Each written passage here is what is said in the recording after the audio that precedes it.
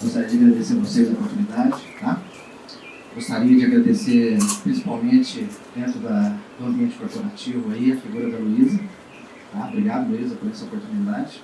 Gostaria também de agradecer ao Grupo Executor de Serviços Ambientais, que é a empresa no qual eu sou coordenador hoje, tá? Uma empresa certificada ISO 9001. E ano que vem nós vamos ser a primeira empresa de meio ambiente no Brasil com sistema de gestão integrado.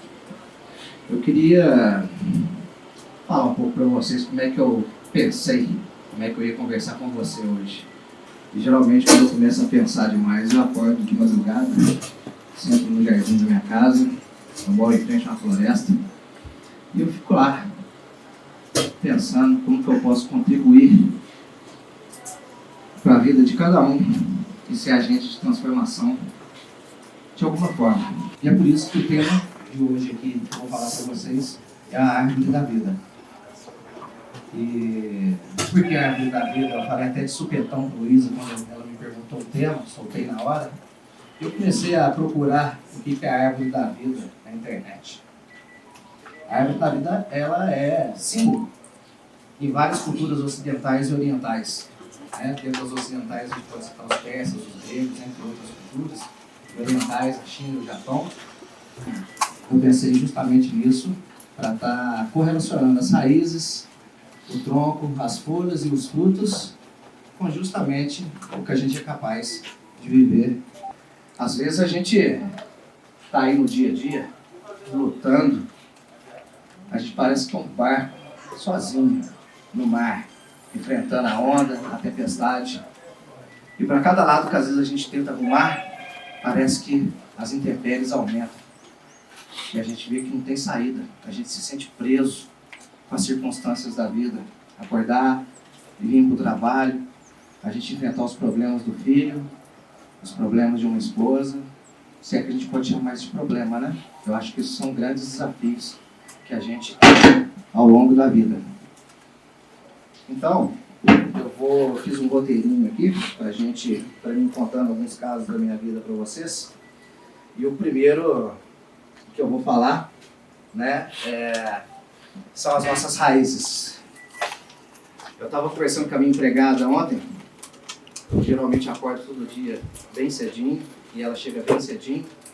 Ela mora num bairro em Ribeirão de Confins que chama Morro Alto, no Nova Pampulha. Alguém já ouviu falar? Pois é, ali a gente vê muita dificuldade econômica, muita diversidade para ser enfrentada. E ela casou a filha dela agora sábado, eu fui no casamento lá, fui ver, falei, como é que está o pós-casamento? Ela, pois é, eu deixei a parte de baixo para minha filha e deixei para o meu genro. E estou na parte de cima. Mas está tão difícil. Tudo encaixotado, uma loucura, não tem cozinha, não tem geladeira.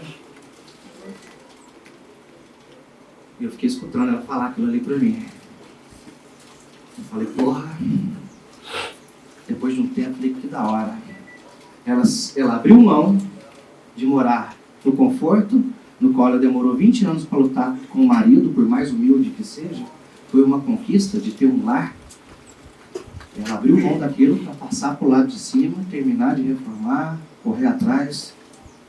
E eu fiquei pensando, às vezes a gente aqui tem casas até maiores, né?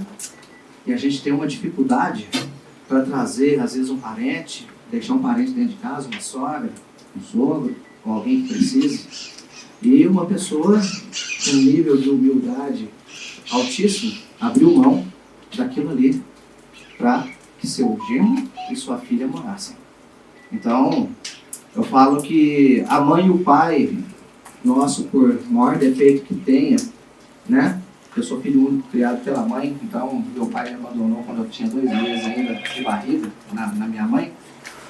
Então eu vejo que, independente da distância dele, eu vejo que com a outra família que ele adquiriu, ele teve valores. Então, ele faz parte da raiz da minha vida. E a mãe é mãe. Mãe é mãe. Então, paciência com as raízes que vocês têm. Alguns aí podem já ter perdido parte dessas raízes, mas paciência com as raízes ainda que vocês têm. Porque são essas raízes que são capazes de absorver tudo na vida, todos os problemas que a gente passa e está do nosso lado no momento que a gente mais precisa. Eu lembro um pouco da minha história com a minha mãe.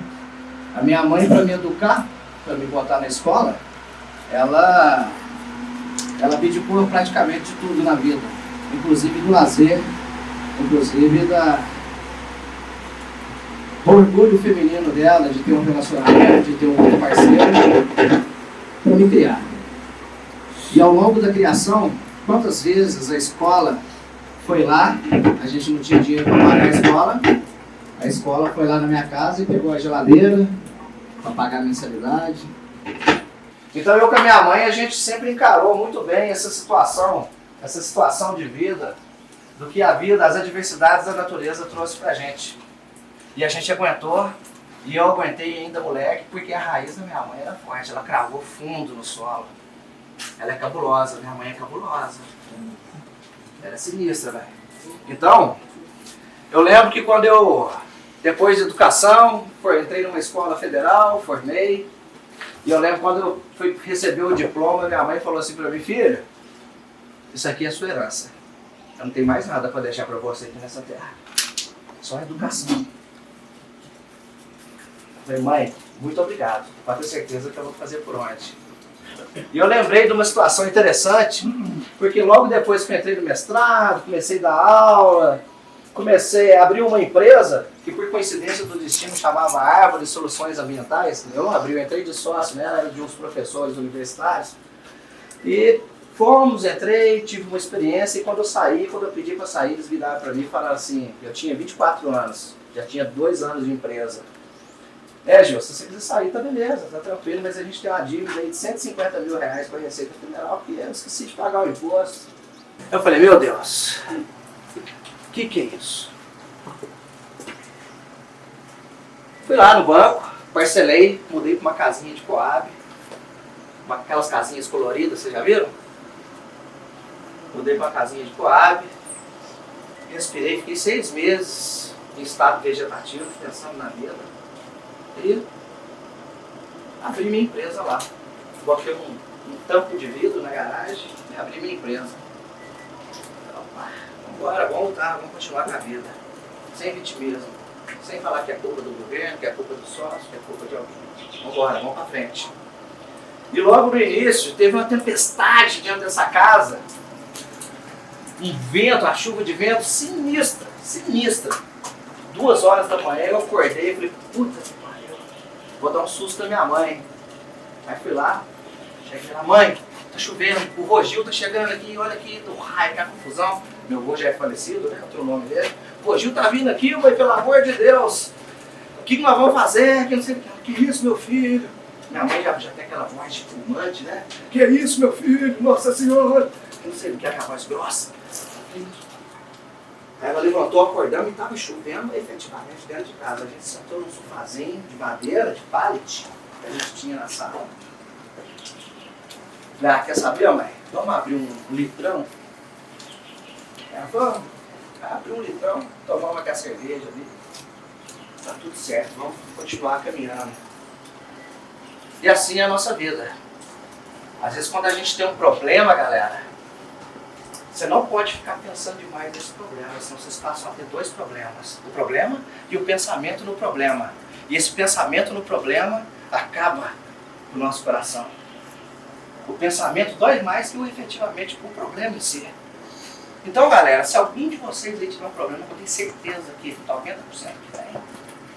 Vambora pra frente. Vambora pra frente. Vamos ser positivos. Toma um litrão, toma uma cachaça, pita um cigarro e vai. Sacou? Mas vai, não para. Então, eu estou trazendo aqui porque eu ainda moleque, eu tive uma raiz muito forte que me deu muito nutriente, o nutriente da educação, do bom senso e de ser positivo com a vida, de encarar a vida numa boa, tá ligado? Vambora, vamos pra frente. Eu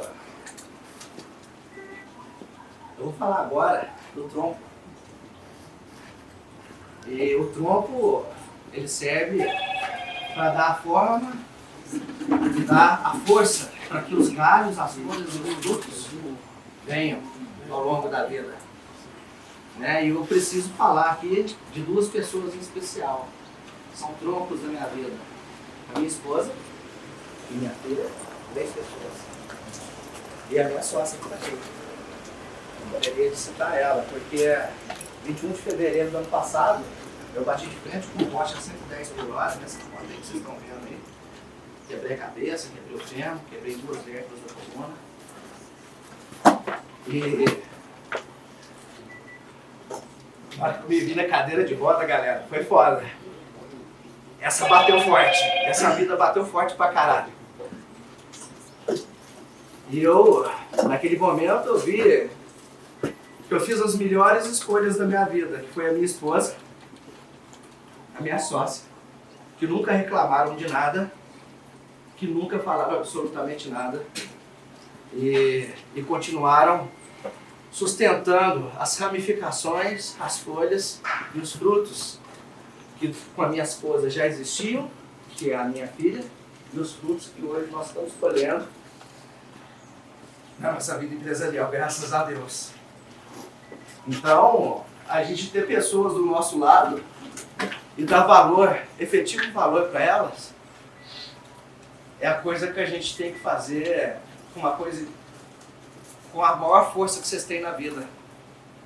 A gente tem a chance de errar muitas vezes com essas pessoas que estão do nosso lado. Eu estou citando minha esposa e minha sócia, mas para vocês pode ser um amigo, um vizinho, um companheiro de boteco, o que seja. Porque enquanto está só no oba-oba, tem um monte de gente. Mas na hora que o bicho pega, some todo mundo. Na hora que você fica sem grana, na hora que você está na cadeira de roda, usando fralda, com cuidador de idoso. Foi engraçado na época que eu estava na cadeira de roda, que a minha esposa contratou uma pessoa homoafetiva para cuidar de mim, o Juninho. Né? E o Juninho era interessante porque ele sempre quietinho, me olhando ali na cama, trocando minha fralda, limpando minhas necessidades. E eu falava, Juninho, me bota no sol, Juninho, me bota na sombra, Juninho, dá uma volta no quarteirão comigo. Ah, mas na hora do banho o bicho pegava pra mim no início, o Juninho, não banho, velho. Aí ia lá e tal, tomava banho, aí lavava o sovaquinho, outro sovaquinho, pescocinho, lavava a carinha, belinho. Na hora de lavar o diguerisco, vamos lá, né?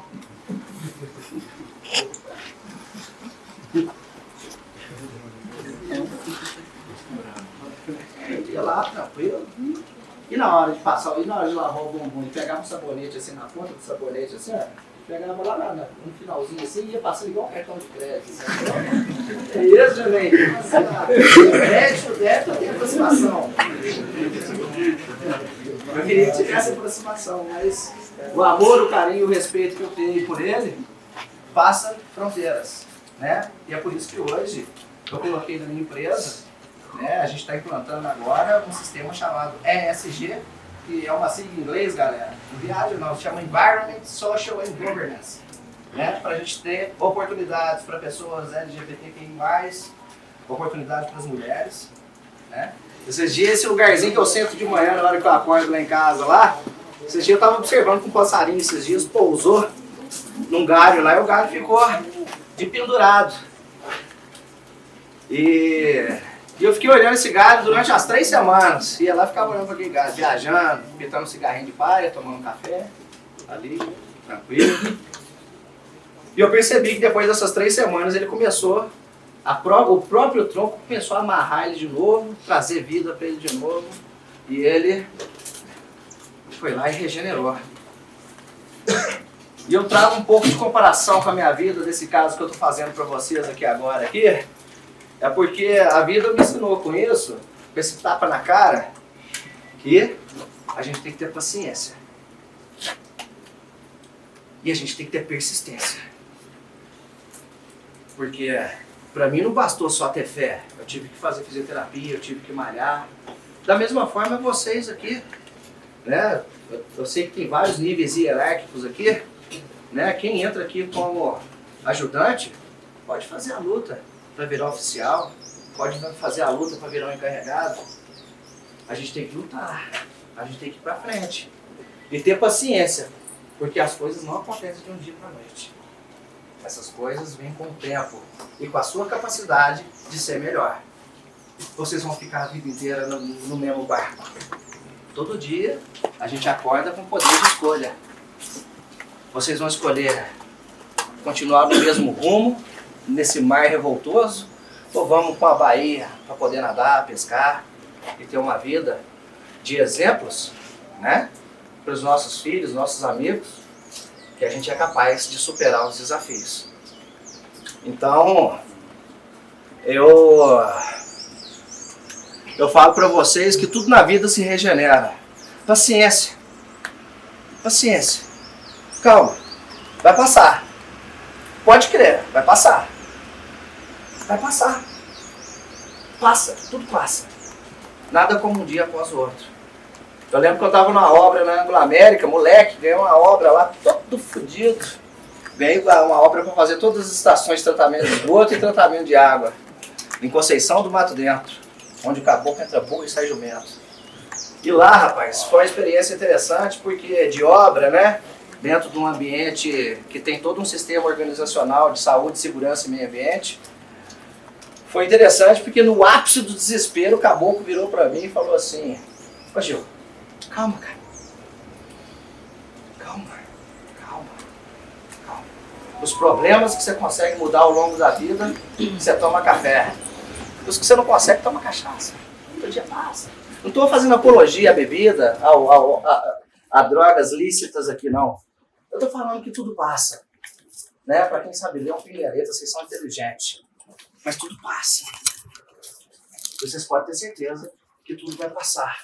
A natureza, hoje você viu Chernobyl, depois você chega em casa, coloca aí acidente de bomba atômica em Chernobyl. Você olha hoje as imagens de hoje, é uma floresta nativa Chernobyl. Então, tudo se regenera. Tudo acontece. A árvore depois chegar desse tamanho aí, pode ter certeza que choveu pra caramba, ela ficou sem água, porque ela é incapaz de sair dali. Ela é incapaz de sair dali. Nós somos capazes de ir em qualquer lugar dessa vida para chegar em qualquer lugar que a gente quiser. É só ter inteligência.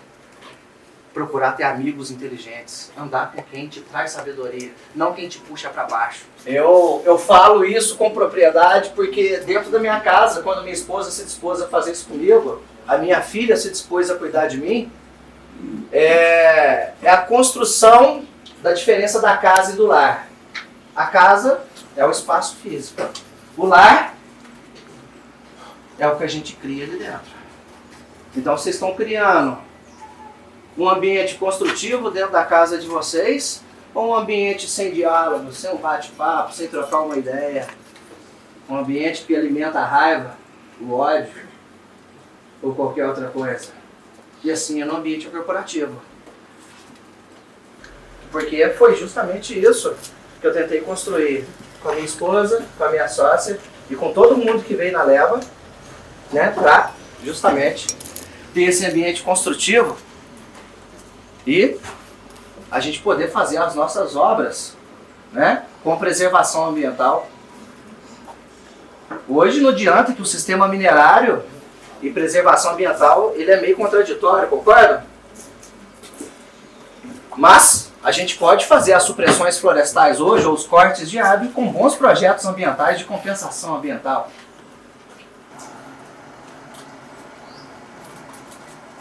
Eu estendi a mão para minha sócia em determinado momento, ela estendeu a mão para mim. E desde então a gente nunca deixou de estender a mão um para o outro. Isso é o maior valor que a gente tem. Isso nada destrói, porque isso está lá na raiz. Então, eu quero que vocês pensem nisso dentro do ambiente corporativo, dentro de casa e dentro da natureza. A vida é um aperto de mão com o ser humano e com a natureza. Enquanto você estiver estendendo a mão, você nunca vai ter medo de esticar. Para mim foi uma glória, porque eu fiquei um ano com o braço caído, né? Porque até a coluna, eu fiquei um ano com o braço caído. E uma das maiores alegrias que eu tive foi quando eu fiz esse movimento aqui e abriu a mão, tá? apertar a mão de alguém. Esse símbolo é pesado, né? O povo antigo fazia negócio assim, né? No aperto de mão. Isso acabou, né? Acabou, galera? Acabou, pode ter acabado para vocês até hoje. Mas a partir de amanhã, pratiquem isso. Pode ter certeza que essa prática vai trazer uma mudança violenta na vida de vocês. Esse aperto de mão que vocês dão para quem está do seu lado. Então, galera, eu quero trazer essa reflexão para vocês. Quais os frutos que vocês estão plantando, passando mais tempo se comparando com a vida dos outros, ou criando a própria história dentro de casa, a sua própria história, os seus próprios seguidores. Eu vou trazer um conceito de amizade para vocês. O povo antigo fala que a gente chega no final da vida com poucos amigos que cabem numa mão e ainda sobra dedo. Eu acho que não. Eu acho que a gente tem amigo que a gente pode trazer dentro de casa, mas não pode contar as particularidades. Tem amigos que não vão na sua casa, mas você pode contar suas particularidades. Tem amigo que você encontra que sem ele no motoclube, sem ele ali tomando uma cervejinha, não tem sentido, mas ele não vai na sua casa. E o que tem que cultivar essa galera? A gente tem que chegar no final da vida pelo menos com uns 30 amigos. É só vocês saberem em qual gaveta você coloca cada um deles. Se vocês souberem em qual gaveta colocar cada um desses amigos, colegas de trabalho, pode ter certeza que vocês vão ter uma vida feliz e harmoniosa. É só saber lidar com aquela gaveta. Eu pedi para comprar aí até como simbolismo, né? Uma muda, né? Porque quem que é o mais conversado aí da galera? Ele no celular,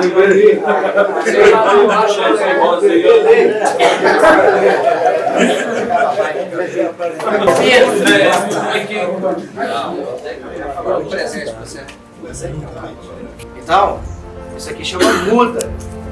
Agora eu queria que vocês falassem mais alto. Como é que chama? Muda! Mais alto. Muda! Mais alto. Muda! Agora com mais força. Muda! Esse bate-papo.